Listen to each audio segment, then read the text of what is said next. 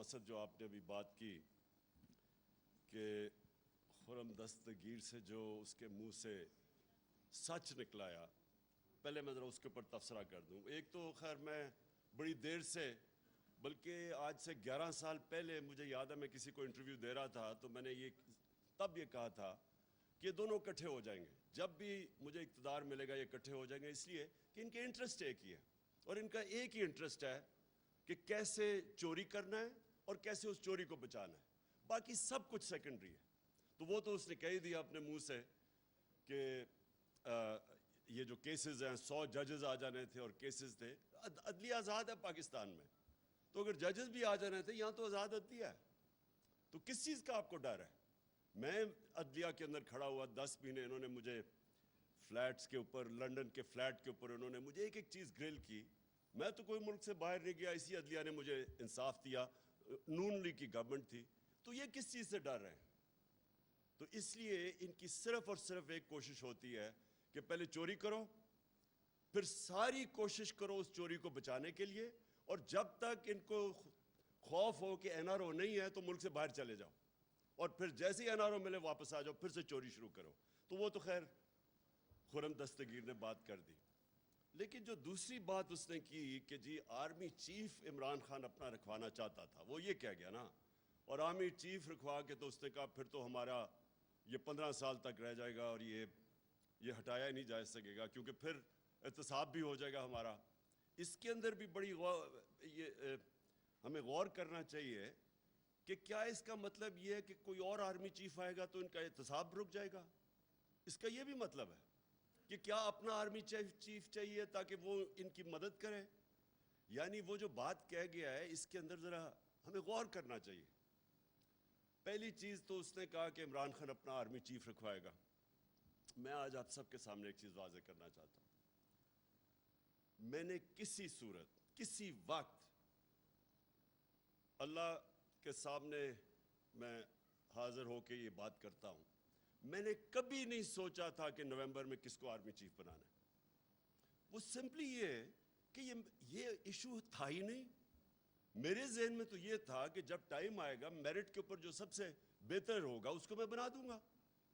ساری زندگی جو مجھے جانتا ہے کرکٹ میں، جب سے 10 سال کرکٹ کیپٹن رہا ہوں، میں نے کبھی اپنی زندگی میں میرٹ کو وائلیٹ نہیں کیا. میں نے 10 سال کرکٹ کیپٹن ہے، مجھے کوئی آج کہہ دے کہ اس نے کوئی اپنا رشتہ دار کوئی دوستی میں کچھ کھلایا ہو. میں شوکت خانم کے اندر میں آج چیلنج کرتا ہوں کہ ایک آدمی بتائے کہ شوکت خانم میں میرٹ کے علاوہ کسی کو ہائر کیا، میں نے کسی کی سفارش کی ہو. شوکت ترین میرے ساتھ بورڈ آف گورنرز میں پتہ نہیں کتنے 10 سال تھے. ایک آدمی بتائیں کہ ہم نے میرٹ وائلیٹ کی ہو. اس لیے اللہ کا شکر ہے کامیاب ہاسپٹل ہے، اس لیے وہ چل رہا ہے، اس لیے دنیا کی، پاکستان کی سب سے لیڈنگ انسٹیٹیوشن ہے، انٹرنیشنلی ریکگنائزڈ ہے، کیونکہ وہ میرٹوکریسی ہے. اس میں نوبل یونیورسٹی میں ایک آدمی بتایا میں نے کسی کو ہائر کیا کہ غلط، آؤٹ آف میرٹ. میں نے اپنی جب گورنمنٹ میں ہوں، کوئی مجھے بتایا کہ میں نے اپنے رشتہ دار دوستوں کو ہائر کیا ہو، اپنی ان کو پوزیشنز دی ہو. یہ میں اس لیے میرٹ کی بات کرتا ہوں، مجھے خوف خدا ہے. جب آپ میرٹ وائلیٹ کرتے ہیں آپ کسی کا حق مارتے ہیں، اللہ کی برکت چلی جاتی ہے. یہ میرا ایمان ہے. اور اس لیے میں نے کبھی نہیں سوچا تھا کہ میں کوئی اپنا آرمی چیف لے کے آؤں گا. یہ کیوں نواز شریف کو پرابلم تھا آرمی چیف کا؟ کیونکہ نواز شریف کے چوری کا پیسہ اس کا اتنا زیادہ تھا کہ وہ چاہتا تھا فوج کو کنٹرول کرنا. اس نے باقی سارے ادارے تو کنٹرول کر چکا تھا. سارے ادارے جو اب آپ تماشا دیکھ رہے ہیں، اداروں کا تو قتل عام ہو رہا ہے آج. FIA تباہ، نیب تباہ، جو بھی ادارے ہیں آج آپ دیکھ لیں کہ یہ صرف کنٹرول کر سب کے اوپر اپنے لوگ بٹھا دیے. تو میں نے تو یہ کبھی نہیں سوچا تھا کہ مجھے ضرورت ہے اپنی آرمی چیف کی. نواز شریف نے ہمیشہ اپنی پسند کا میرٹ کو وائلیٹ کر کے اپنا آرمی چیف لے کے آیا، کیونکہ اس کو ضرورت ہے. اتنا زیادہ 30 سال سے اتنی محنت سے اتنا زیادہ پیسہ چوری کیا ہوا ہے. اب وہ پیسہ پڑا ہے، ساری اس کی کانسنٹریشن ہے وہ پیسہ بچنا کیسے ہے. یہ آپ ان ساروں کو، کیونکہ میں تو 26 سال پہلے ان کے خلاف جہاد شروع کی تھی. یاد رکھیں لوگ میرا مذاق اڑاتے تھے کہ جس کو سیاست نہیں جانتا، وہ یہ کہتے تھے کہ آپ نے اگر نواز شریف کے خلاف کھڑے ہیں تو زرداری سے تو دوستی کر لیں۔ میں 26 سال پہلے کہتا تھا یہ دونوں چور ہیں، ہمیشہ میں نے کہا کبھی اس چیز کے اوپر کمپرومائز نہیں کیا۔ میرا ہمیشہ تھا کہ ان دونوں کے انٹرسٹ ایک ہے، جیسے ہی ان کا پیسہ تھریٹن ہوگا یہ اکٹھے ہو جائیں گے۔ یہ جب ایک دوسرے کو کہتے ہیں نا کہ تم چور ہو، جو کہتے تھے، 2 دفعہ ان کی گورنمنٹ کرپشن پہ گئی 90 کی دہائی میں، تو ہمیشہ یہ ایک دوسرے کے اوپر سچ بولتے تھے کہ فلانا چور ہے، لیکن یہ صرف الیکشن میں جیتنے کے لیے کہتے تھے۔ ان کا چوری کا کوئی ایشو نہیں تھا کیونکہ دونوں چوری کر رہے تھے۔ تو میں نے جب پارٹی اپنی اناؤنس کی، میں نے پہلے دن سے کہا یہ دونوں چور ہیں، اور مجھے کبھی کوئی شک نہیں تھا کہ جب بھی یہ میں پاور میں آؤں گا یہ دونوں اکٹھے ہو جائیں گے۔ تو ان کا تو انٹرسٹ چوری کرنا اور چوری کو بچانا، این آر او لینا، ان کا تو انٹرسٹ یہ ہے، اور ان کا سارا یہ ثابت ہوا۔ اس لیے ان کو ہر ادارہ جو ان کی چوری کو تھریٹن کرتا ہے اس کو کنٹرول کرنا ہے، لہٰذا ڈر ان کو فوج سے ہوتا ہے۔ فوج سے کیوں ڈر ہوتا ہے؟ کیونکہ آئی ایس آئی اور ملٹری انٹیلیجنس ان کے پاس رپورٹس ہوتی ہیں ان کی چوری کی، تو یہ ان کو کنٹرول کرنا چاہتے ہیں کہ وہ اگر آؤٹ آف کنٹرول ہو جائیں تو ان کی چوری سامنے آ جائے گی۔ 2 دفعہ ان کی گورنمنٹس گئی 90s میں چوری کے اوپر۔ سو جو خرم دستگیر نے بات کی کہ جی اپنا یہ آرمی چیف لے کے آئے گا، عمران خان کو کوئی ضرورت نہیں اپنے آرمی چیف رکھنے کی، مجھے کوئی اپنی چوری نہیں بچانی، مجھے تو جو میرٹ کے اوپر بہترین، کیونکہ ہم چاہتے ہیں کہ ہمارا فوج کا ادارہ مضبوط ہو۔ مضبوط تب ہوگا جب اب میریٹوکریسی ہو، تو ہمارا تو انٹرسٹ یہ ہے۔ تو یہ جو ان کی اپنے ذہن میں خوف آ گیا تھا کہ جناب میں وہ جنرل فیض کو لانا چاہتا ہوں، یہ ان کے خوف تھے، ان کے اوپر خوف طاری ہوا ہے، کیونکہ چوری اتنی زیادہ چوری جب کر لیں بلینز آف ڈالرز ان کے باہر پڑے، تو ان کو خوف ہے اس کا۔ اس خوف کی وجہ سے یہ پینک کر رہے تھے کہ اوہو یہ اگر وہ نومبر کے اندر اپنا آرمی چیف رکھ لیا تو یہ ملک کو تباہ ہو جائے گا، یعنی ان کی فیوچر تباہ ہو جائے گی۔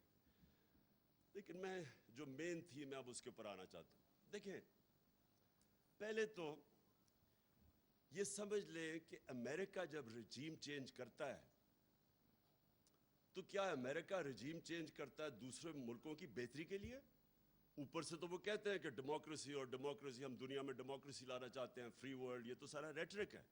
لیکن رجیم چینج جب بھی ہوتا ہے وہ لوگوں کو، ملکوں کو استعمال کرتے ہیں اپنے انٹرسٹ، اپنے فورن پالیسی کو آگے بڑھانے کے لیے۔ تو جو رجیم چینج ہوتا ہے، پہلے تو یہ کلیئر ہو جائے، وہ امریکہ اپنے انٹرسٹ کے لیے کرتا ہے، وہ ہمارے انٹرسٹ کے لیے نہیں کرتا۔ اب کیا ہمارے انٹرسٹ میں ہے کہ ہم بیسز دیں امریکہ کو؟ کیا یہ ہمارے انٹرسٹ میں ہے؟ کیا ہمیں پتہ نہیں چلا کہ ابھی یہ جو وار آن ٹیرر ہوئی تھی، اس میں جو ہماری تباہی ہوئی، یہ اسلام آباد ایک فورٹرس بنا ہوا تھا، خود کش حملے ہو رہے تھے، کرکٹ ٹیم یہاں ٹور نہیں کرتی تھی، انویسٹر تو بڑی دور کی بات ہے۔ کیا یہاں میریٹ کے اندر جو بم بلاسٹ ہوا، تو ہمیں سب کو پتہ ہے کہ ہم استعمال ہوئے تھے اس میں۔ ہمیں ہمارے سربراہ کو دھمکی دی گئی تھی تب بھی کہ we will bomb you into stone age اگر آپ ہماری جنگ میں نہیں شامل ہوں گے، اور ہم شامل ہوئے، جھوٹ بولا ہمارے سے۔ مجھے یاد ہے میں وہ میٹنگز میں تھا کہ نہیں جی ہم تو ان کو صرف لاجسٹیکل سپورٹ دے رہے ہیں۔ ادھر سے شروع ہوا، میرے اسمبلی میں تقریر ہے جب انہوں نے فوجیں بھیجنی شروع کی اپنی وزیرستان میں نے ان کو سمجھایا، کیونکہ اگر آپ نے تاریخ پڑھی ہو، سارے اس علاقے کی تاریخ پڑھی ہو، اتنی سٹوپیڈیٹی کبھی بھی کسی ہمیں نہیں کرنی چاہیے تھی۔ مجھے ابھی بھی یاد ہے میں نے سپیچ کی کہ میں وہ علاقوں کو کیوں بہتر جانتا تھا۔ میں نے ایک ٹریول بک لکھی تھی سارے قبائلی علاقے میں پھر کے۔